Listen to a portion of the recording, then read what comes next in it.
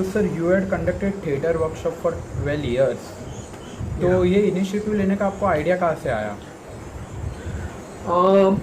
इसका बेस है ना कॉलेज टाइम में है। कॉलेज टाइम में हम जब ड्रामा करते थे ना, तो I use to direct the plays. Okay. तो हाँ, किसी की भी स्क्रिप्ट हो खुद भी लिखता था, लेकिन और किसी के स्क्रिप्ट पे भी डायरेक्ट करता था। तो वो लोगों को कैसे सिखाना, क्योंकि वहाँ पे कॉलेज में प्रोफेशनल आर्टिस्ट कोई नहीं होते थे। मैं भी खुद भी प्रोफेशनल नहीं था, लेकिन I was doing since childhood. मैं 4 साल का था तभी फर्स्ट टाइम मैंने स्टेज अपीयरेंस किया। 5 साल का था तभी मैंने पहले प्ले में कॉलेज स्कूल टाइम में 5 या 6 साल का था तभी पहली बार किया। तो वो एक्सपीरियंस मुझे था, तो लोगों को मैं डायरेक्ट करता था और वो मैं समझा सकता था उनको कि क्या चाहिए वो कैरेक्टर के लिए या परफॉर्मेंस के लिए, या मुझे पता था कि different aspects of theatre performance क्या था। तो वो कॉलेज टाइम से एक्सपीरियंस था। तो जब मैंने बताया कि मैंने 3 प्ले किए और फिर वो प्ले चले नहीं, तो मेरे ग्रैंडफादर ने बोला ये अच्छा नहीं है, तू बिजनेस में आ। हाँ। तो मैं बिजनेस ज्वाइन किया, फिर मेरा खुद का बिजनेस शुरू किया।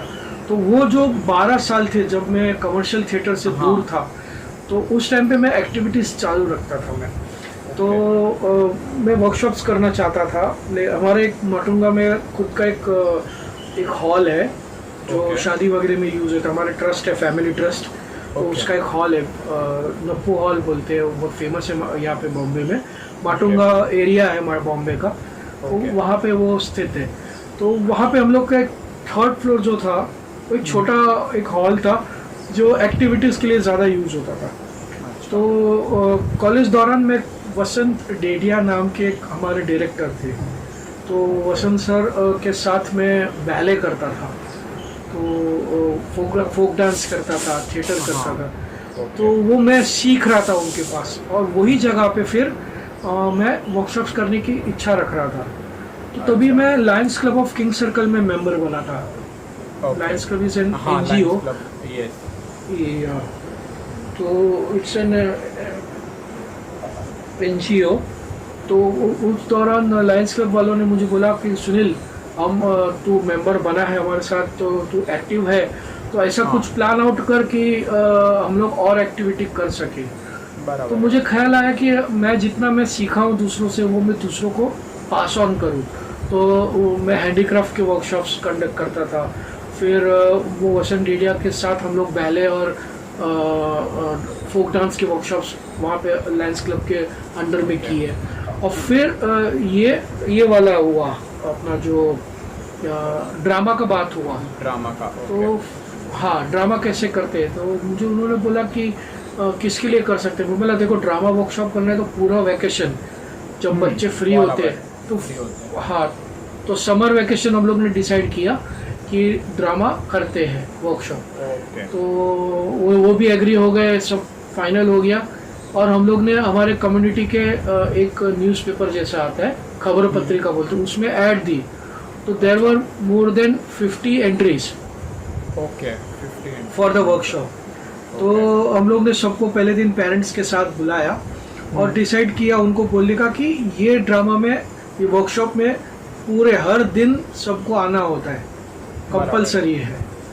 और एज ग्रुप वाज 7 to 15, 7 से छोटे भी नहीं, क्योंकि ज़्यादा छोटे रहेंगे तो उनको, मेरे फर्स्ट टाइम था तो मैं उनको हैंडल करना नहीं चाहता था। और एज ग्रुप जो था 7 से 15 वाला, it was ideal age group for me.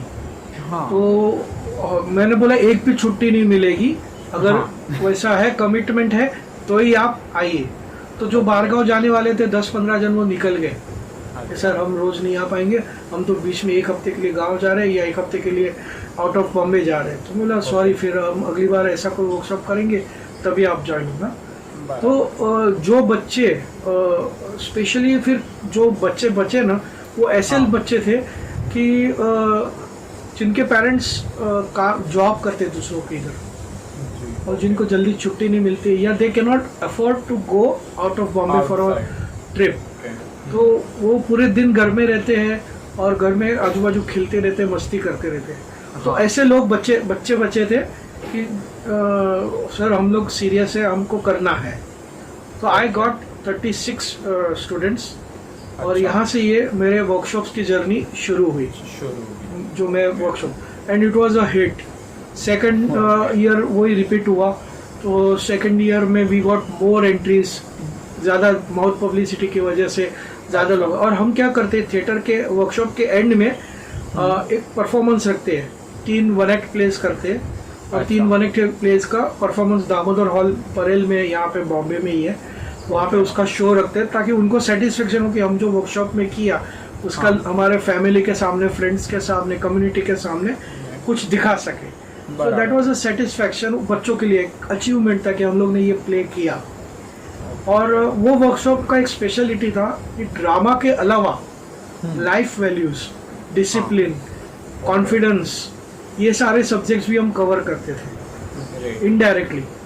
तो डिसिप्लिन है, क्लीनलीनेस है, कॉन्फिडेंस लेवल उनका कैसे बढ़ाने का, कम्युनिकेशन है, किसके साथ कैसे बात करनी है, understanding the person in front of you, सामने जो बोलते हैं तो वो क्यों बोले, रीजनिंग, कभी आर्ग्यूमेंट हो जाती है तो सामने वाले का भी पॉइंट सुनने का, ये सारे छोटे छोटे सब्जेक्ट्स भी हम इनडायरेक्टली कवर करते थे। तो पेरेंट्स को भी अच्छा लगता था, बच्चों का बिहेवियर चेंज होता है जब ही, तो उनको भी अच्छा लगता। तो that way it grew, and on the 4th या 5th ईयर वो हमको 3 बैच करने पड़े, सुबह, दोपहर और शाम। So there were more than 100 students. तो इट वाज रियली थ्रिल, मज़ा आ गया, बहुत ही अच्छा लगा। और वो 12 साल तक, जब तक मैं कमर्शियल थिएटर में था आया, तब तक मैंने वो 12 साल कंटिन्यूस काम किए। फिर मैं माटुंगा रहता था, तभी वहाँ से छोड़ के कांदिवली शिफ्ट हुआ दूसरे, इट इज सबब ऑफ बॉम्बे, तो इट इज़ 40 मिनट्स कांदिवली, तो माटुंगा से 40 मिनट्स दूर था। तो मेरे लिए फिर यहाँ से वर्कशॉप्स के लिए रोज़ जाना और आना थोड़ा डिफ़िकल्ट हो रहा था। मेरे ड्रामा, कमर्शियल ड्रामा भी शुरू हो गए, तो वो फिर वाइंड अप किया। और एक कम्युनिटी की एक संस्था थी, कच्छ युवक संघ, वो लोग बोरीवली में करना चाहते थे, तो कांदिवली से मुझे बोरीवली बहुत अच्छा रहता था। हाँ, वो तो इजी पड़ता, बोरीवली तो इजी पड़ता। तो फिर 2 साल मैंने वहाँ पे किया वर्कशॉप उनके साथ, वो भी एनजीओ था। वहाँ पे भी हम लोग फीस 1 रुपया फीस नहीं लेते थे, कांदिवली में भी और अपना बोरीवली में भी और माटुंगा में भी। लायंस क्लब भी 1 रुपये का फीस नहीं, एक खाली टोकन 10 रुपया लेते थे, ताकि बच्चों को सीरियसनेस लगे कि नहीं मम्मी ने पैसा भरा है। मम्मी को बताते नहीं थे, पेरेंट्स बच्चों को बताते नहीं थे कि कितने फीस लिए, लेकिन 10 रुपये एक टोकन लेते थे। और वो at the end of the workshop जब परफॉर्मेंस होता है तो उनको सर्टिफिकेट और गिफ्ट्स वो सामने रिटर्न में देते थे। तो ये था।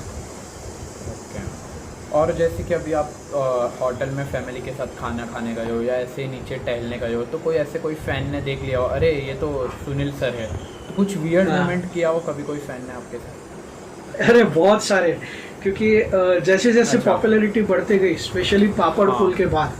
तो पापड़ फूल के बाद तो एक्चुअली में एक सबसे पहली जो एक होते ना, कैसे लोग याद करते हैं, तो मैं सेंटा क्रूज मेरे कजिन के घर जा रहा था, और फर्स्ट टाइम उनके नए घर में जा रहा था। एड्रेस ढूंढते ढूंढते तो गली के कॉर्नर पे, नुक्कड़ पे, मैं एक फ्रूट वाला था, बाजू में पानी पूरी का ठेला था, सैंडविच का ठेला था।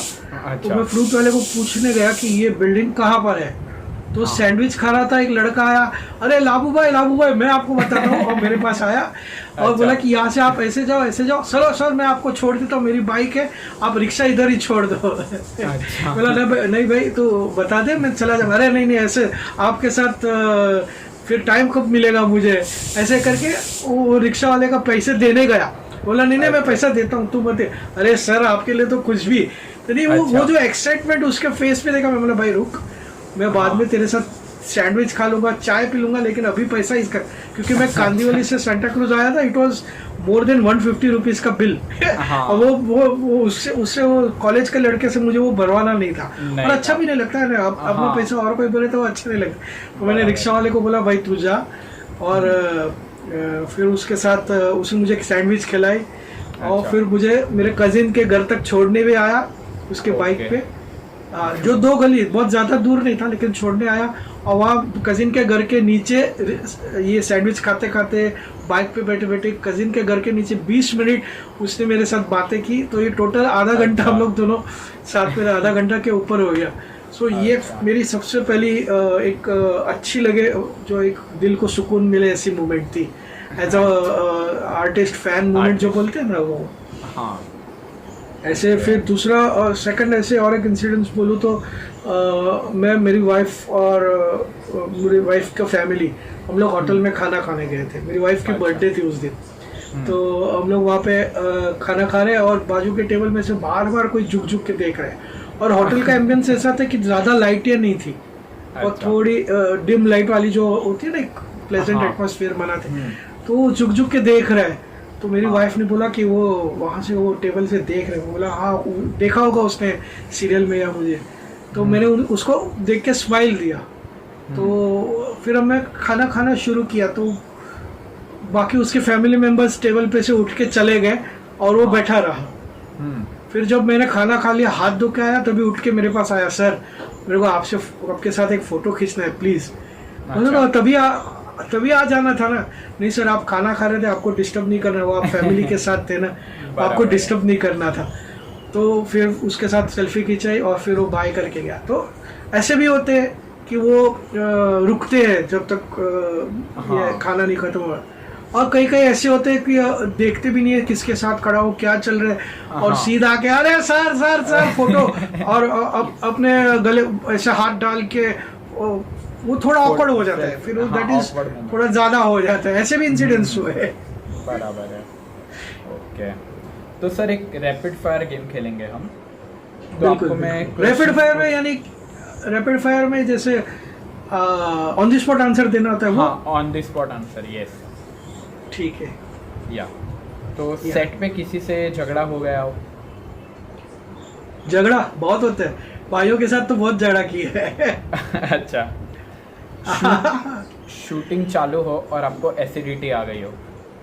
अरे हाँ, पापड़ पुल के टाइम बहुत होता था, क्योंकि डे एंड नाइट कभी नहीं पापड़ खाते वक्त डे एंड नाइट शूटिंग होती है तो रात को नींद कम होती है ना, तो उसकी वजह से एसिडिटी बढ़ जाती है।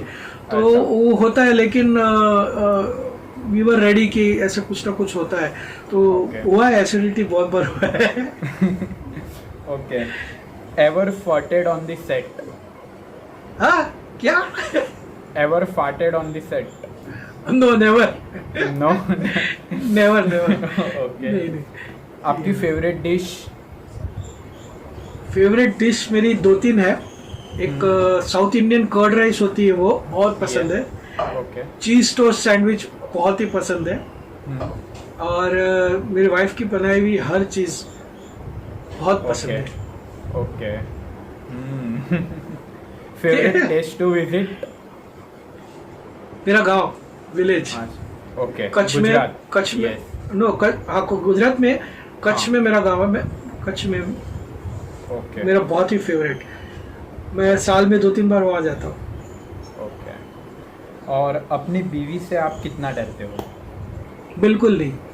हम लोग हस्बैंड वाइफ से ज़्यादा फ्रेंड्स है। ओके। बहुत ही क्लोज है एक दूसरे के। अभी तो 24 साल हो गए शादी को। और उसको मेरी सारी पसंद पता है, मुझे उसकी सारी पसंद नापसंद एक दूसरे की पता है। कौन से बात पे कौन चिढ़ेगा वो भी पता है। तो we are more like friends rather than husband wife. Okay. तो सर आपको हमारे शो पे आके कैसा लगा? बहुत ही अच्छा लगा। और बहुत सारे ऐसे लाइव शोज मैंने अटेंड किए, इंटरव्यूज अटेंड किए, लेकिन आपके साथ बात करते हुए थोड़ा सा एक अपनापन लगा। बिकॉज जो जिस तरह से आप रिस्पॉन्ड कर रहे हो जी, तो कुछ अलग लग रहा है। यानी it was not a formal show, informal show. और ऐसा लग रहा है कि मैं आपको बहुत सालों से जान रहा हूँ। या ओके, थैंक यू। मज़ा आया। या thank you so much. Thank you. फिर ऐसे कभी बुलाते रहो। और मेरे फैंस, मैं मेरे जितने भी फैंस हैं, जितने भी मेरी ऑडियंस है, उनको यही बोलना चाहता हूँ कि ऐसे ही आप अपना प्यार जताते रहो और मुझे देखते रहो। और मैं अपनी तरफ से पूरी कोशिश करूँगा कि आपको हंसाते रहूँ और आपको खुश रखूँ। Thank you very much.